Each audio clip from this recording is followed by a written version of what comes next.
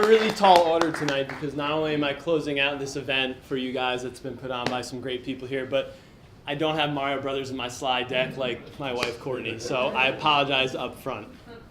So again, my name's Kevin O'Connell. I do work here at Rutgers, and so I'll put this out there. I love connecting with students, so I'm glad to see the audience filled with students. But if you have a job that you love or you're looking for your niche, I would love to talk to you after this. So we're going to start out. I've noticed here you can see your reflection here in the mirror here. So if you can just take a quick look right through me and try to point yourself out here just like you're looking at a mirror. Sorry if I'm standing in anybody's way. We're going to take a journey, if you will, with me to the age of 6 years old. So if you can see yourself, picture your 6-year-old self in that mirror. Everybody got it? I got mine, okay? So at 6 years old, life was pretty simple. Would you guys agree? All we worried about was cereal, cartoons, Rugrats, and just candy, because people older than you generally bribed you with candy, right? Do they still do that? I still do that, okay? I can be bribed very easily with candy. But at 6 years old, we're put in a very rigorous routine. Waking up, brushing your teeth, getting dressed, and then going to what? School, right? Where do our parents generally go off to? They go off to work, right? At 6 years old for me, I really didn't know what my dad did, okay? I know he went off to work every day. And this is a picture of my mom, Mary, my dad, Kevin, that's Kevin Sr., and me. And I swear my dad smiles. Not often, but when he does have the camera ready. So at 6 years old, this was 1983 for me. Or 1989, I'm sorry, okay? 1989 for me. I had this crazy story that until about 6 months ago did not resurface in my memory until I started what I'm about to talk about tonight. So why I'm up here to give some context is my dad, Kevin, was a graphic designer, now that I know that. But at 6 years old, I had no idea what he did. But the one thing I knew was he hated going to work and hated where he worked. Just like all the other speakers said, Patrick said, do what you love. Coach Rennie said he quit a 6-figure job, okay? My dad did not like what he did, okay? The reason I knew that is because I was a very shy kid, but the one thing that I had going for me, and I still have it today, anybody that knows me, is I'm super nosy, okay? So I got home from kindergarten, usually the half day, you get home early, getting ready to play. I'm upstairs changing, and I hear the phone ring. And even though I'm super shy, I want to be the first one to answer it, okay? So I slide across my parents' bed, like all slick, I pick up the phone. My mom downstairs beat me to it. The conversation that unfolded was unbelievable. I hear my dad really, really upset, very monotone, saying, Mary, I can't do this anymore. This is my second takeover. My boss is, for lack of better words, an idiot, okay? The culture is terrible here. The morale is low because everybody's getting fired. And I can't stand commuting here every single day. I don't know why I picked up that phone until, again, 6 months later, or six months ago today. That's why I started the niche movement. I've been working with college students for the last 7 years, and the amazing thing is, working with student leaders and people like yourself that are here tonight, you guys thrive when you are in college, believe it or not, okay? You're all student leaders for coming here tonight, and you're thriving.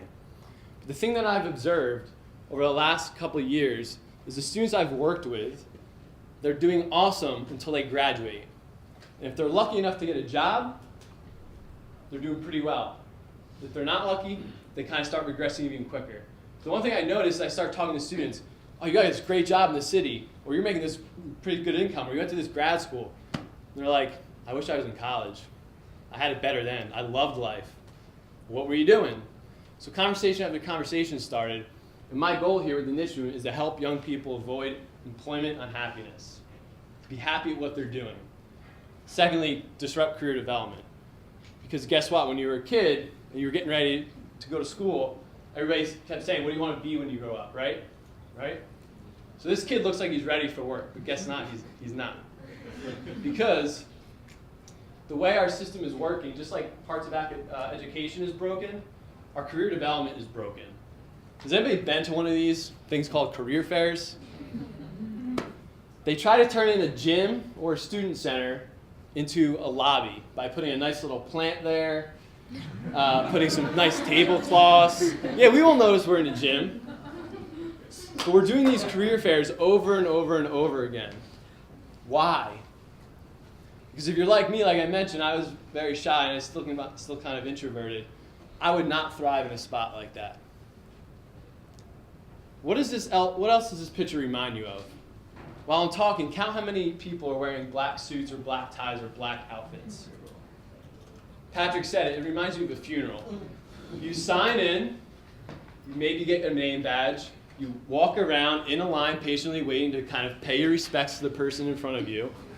You might leave something behind, aka your resume, that you still have no clue what you should be putting on it. You have a quick conversation, and maybe if they like you, maybe if you're the outgoing person that can really sell themselves, also known as the BSer, you have a shot, okay? But for some reason, we're still doing this.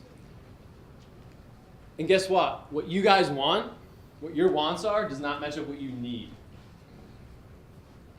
Because what you will get if you continue this path, and we continue down this path, because guess what? Career fairs happened 7, 8, 9 years ago when I was in college. I guarantee when my dad and your parents went to college, they did the same thing. Get a resume, put on a shirt and tie, go in. Okay? But if you want a shirt and tie job, you're going to get a shirt and tie job office. Right there with a cubicle. Does anybody in the audience want a job like that? Okay? Here's a job that you want, right? In an open space where you can collaborate, work with people. The number one thing is this generation is looking for jobs with autonomy, where you can work with people in all different levels of management, and not just you come in as an intern or entry-level person, that your ideas and voice are actually heard. So if you go that route, that's what you're going to get. So I have a story, I'm going to close this out, of Nikki. Nikki Yu does not actually go here. I met Nikki back in February of this year through the niche movement. And again, if I wasn't doing the niche movement, I wouldn't get a pleasure to meet some of these great students and young adults here. Nikki went to goes to St. Joseph's University. This picture was taken when she was a junior, when she submitted her profile to us. She was a typical student leader. Who's involved in more than 2 organizations here? More than 3 organizations? More than 4?